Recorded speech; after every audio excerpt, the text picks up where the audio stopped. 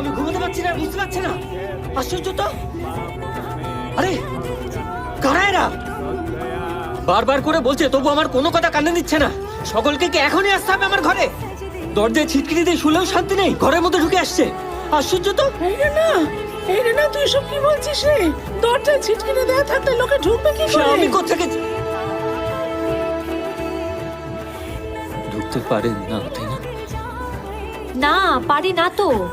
কাকে দেখলে তুই ঘরে? কারা যেন ঘরের মধ্যে ঘুরে ঘুরে করছে। অনেকে খাটের চারপাশে ঘুরছে।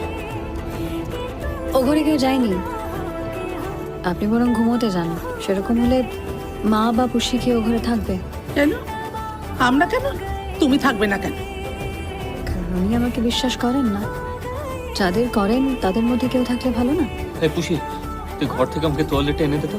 ঘুমটা কাটেনি বলে এরকম করছে, স্নান করলে ঠিক হয়ে যাবে।